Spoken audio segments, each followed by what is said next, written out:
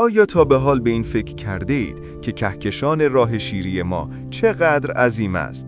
برای درک اندازه بیکران آن، ابتدا باید فاصله‌های حیرت انگیز بین سیارات در حیات خلوت کیهانی خودمان، یعنی منظومه شمسی را درک کنیم. این تنها آغاز ماجراست. فراتر از آن، مقیاسی چنان عظیم وجود دارد که همه چیز در همسایگی خورشیدی ما را کوچک می‌کند. اولین توقف ما. اولین مقصد ما به طور شگفت انگیزی نزدیک اما عمیقاً معنادار است. ماه خودمان. ماه در فاصله 384,400 کیلومتری از زمین قرار دارد. این فاصله ممکن است برای ما زیاد به نظر برسد، اما در مقیاس کیهانی گامی کوچک است. برای تصور بهتر، فرض کنید سوار هواپیمایی با سرعت ثابت 1000 کیلومتر بر ساعت شود. برای رسیدن به سطح ماه با پرواز مستقیم، حدود 16 روز سفر مداوم لازم است. از نظر ارتباطی، نور که با سرعتی باور نکردنی در فضا حرکت می‌کند، حدود 1.28 ثانیه طول می‌کشد تا این فاصله را طی کند. این باعث تأخیری اندک اما قابل توجهی در مکالمات می‌شود. حدود 2.5 ثانیه برای رفت و برگشت پیام که می‌تواند جریان یک گفتگو را مختل کند و ارتباطات به موقع را کمی دشوار سازد. نگاهی به مریخ. این تأخیر وقتی نگاهمان را به دوردست‌تر یعنی مریخ معطوف کنیم، اهمیت بیشتری پیدا می‌کند. سیاره سرخ در نزدیکترین حالت به زمین حدود 56 میلیون کیلومتر فاصله دارد. همان هواپیما اگر بتواند به نحوی مسیر پروازی به مریخ را حفظ کند، حدود 6.2 سال طول می‌کشد تا به مقصد برسد. نور حدود 3 دقیقه طول می‌کشد تا این فاصله را طی کند. این به معنای تأخیر ارتباطی حداقل 6 دقیقه برای یک پیام رفت و برگشت است.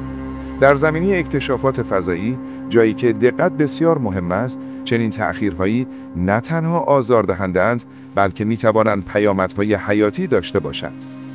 واحد نجومی و فاصله زمین تا خورشید. اکنون لازم است نکته‌ای را روشن کنیم.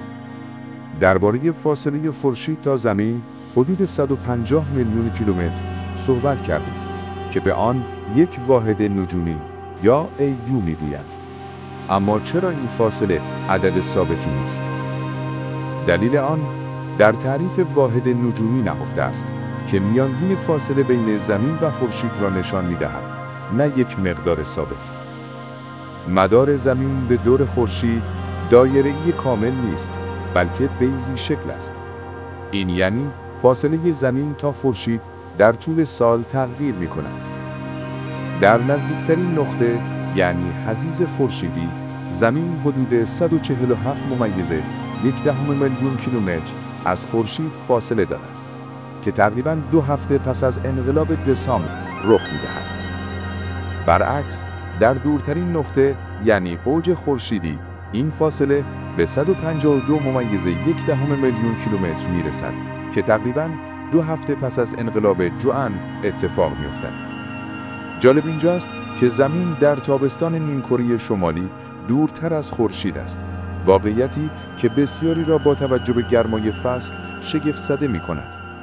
اما تغییر فصل‌ها به دلیل انحراف محوری زمین رخ می‌دهد، نه تغییر فاصله از خورشید. نور، سریع‌ترین موجود در جهان، حدود 8 دقیقه و 20 ثانیه طول می‌کشد تا فاصله عظیم بین زمین و خورشید را طی کند. سفر به نپتون. با حرکت به سمت دوردست‌های منظومه شمسی به نپتون می‌رسیم. دورترین سیاره از خورشید که به طور متوسط 4.5 میلیارد کیلومتر یا 30 واحد نجومی فاصله دارد. در این فاصله عظیم، نور خورشید 4 ساعت طول می‌کشد تا از خورشید به نپتون برسد. وقتی نپتون و زمین در یک طرف خورشید قرار می‌گیرند و در نزدیکترین حالت هستند، فاصله به 4.8 میلیارد کیلومتر کاهش یافته است. تصور کنید با هواپیمایی با سرعت 1000 کیلومتر بر ساعت به نپتون سفر کنید. این سفر بین سیاره حیرت انگیز 490 سال طول می‌کشد.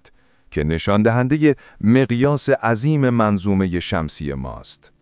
فراتر از مدار نپتون، منطقه‌ای وجود دارد که سیارات کوتوله مانند پلوتو در آن قرار دارند که حدود 39 واحد نجومی از خورشید فاصله دارد. با وجود این فاصله قابل توجه، این منطقه هنوز مرز فضای بین ستاره‌ای نیست. این مرز توسط هلیوپاز تعریف می شود. هلیوپاز آخرین مرز شناخته شده بین هلیوسفر، یعنی منطقه تحت تأثیر خورشید، و فضای بین ستاره‌ای است که موادی به ویژه پلاسما از ستارگان دیگر پر شده است. از عبور هلیوپاز از آشنایی منظومه شمسی به گستردگی فضای بین ستاره‌ای وارد می‌شویم. در اینجا فاصله ها به مقیاس‌هایی واقعاً حیرت انگیز می‌رسند. برای مثال پلوکسیما قنتوروس، نزدیکترین ستاره به خورشید ما، حدود 40,028 میلیارد کیلومتر فاصله دارد، یعنی تقریباً 270,000 واحد نجومی، یعنی 2,687,770 ایو. در این قلمرو بین ستاره‌ای، مقیاس‌ها و فاصله‌ها همه چیز در منظومه شمسی را کوچک می‌کنند و درک ما و تصور ما را از مقیاس کهکشانمان به چالش می‌کشند. مقیاس کهکشان راه شیری. در کهکشان راه شیری، میانگین فاصله بین ستارگان حدود 316,205 واحد نجومی است که عظمت کهکشان ما را نشان می‌دهد. برای درک این فاصله‌های نجومی، ستاره‌ای مانند بتلجوز را در نظر بگیرید. بتلجوز یکی از بزرگترین ستارگان شناخته شده است، با قطری که از مدار مریخ یا حتی مشتری به دور خورشید فراتر می‌رود. تقریباً 700 برابر اندازه خورشید، یعنی حدود 1 میلیارد کیلومتر قطر. بتلجوز آنقدر درخشان است که به راحتی در آسمان شب دیده می‌شود، با وجود اینکه حدود 650 سال نوری از ما فاصله دارد. برای درک این فاصله عظیم، فرض کنید یک فرد معمولی با فعالیت متوسط روزانه حدود 7500 قدم که معادل حدود 6 کیلومتر پیاده روی در روز است، در طول تاریخ بشریت با میانگین طول عمر حدود 24 سال، مسافت پیاده روی یک فرد در طول عمرش حدود 52560 کیلومتر است. اگر این را به حدود 117 میلیارد انسانی که تاکنون روی زمین زیستند تعمیم دهیم، مسافت کلی که بشریت طی کرده بیش از 6 کوادریلیون کیلومتر می شود. تصور کنید کل گونه انسانی بتواند یک باتوم را از فردی به فرد دیگر منتقل کنند. هر نفر مسافت میانگین عمر خود را پیاده روی کنند. به صورت جمعی ما به بتلجوز می رسیدیم، اما این فاصله عظیم همچنان کمتر از 1% کل کهکشان ماست. در این آزمایش فکری حدود 2.8 تریلیون سال طول می کشد تا گونه ما فاصله بین خورشید و بتلجوز را طی کند. این اعداد بسیار فراتر از آن چیزی است که در زندگی روزمره با آن سر و کار داریم و درک آنها برایمان دشوار، اگر که نگوییم غیر ممکن است. فشرده‌سازی کهکشان برای درک بهتر.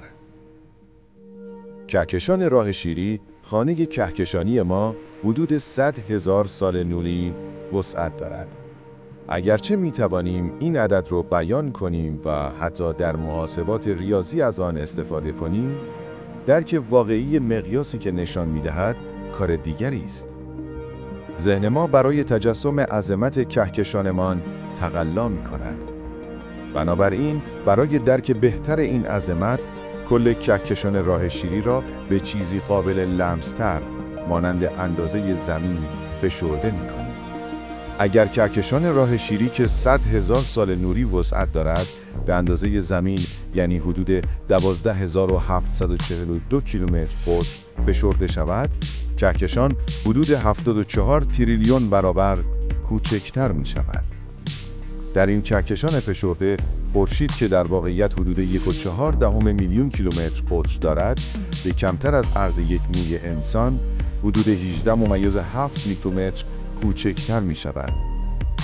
در این نسخه مینیاتوری از راه شیری، پروکسیما سنتوری، نزدیکترین همسایه ستاره‌ای ما، تنها حدود نیم کیلومتر از خورشید کوچک شده فاصله خواهد داشت. عظمت کهکشان راه شیری، خانه کهکشانی ما که 100,000 سال نوری از یک سر تا سر دیگر امتداد دارد، گستره عظیمی است که درک انسانی را به چالش می‌کشد. آخرین باری که نور سراسر کهکشان ما را طی کرد، اجداد ما، شکارچیان و گردآورندگان ساده، روی زمین پرسه می‌زدند، بیخبر از رقص کیهانی که در آسمان‌ها جریان داشت. با این حال، به رغم عظمت کهکشانمان، آن تنها یک ذره در جهانی پر از حدود 2 تریلیون کهکشان است. هر کهکشان با ستارگان، سیارات و احتمالاً حیات خود به داستان غنی جهان ما کمک می‌کند و آن را به مکانی با جهان‌های بی‌نهایت فراتر از جهان خودمان تبدیل می‌کند.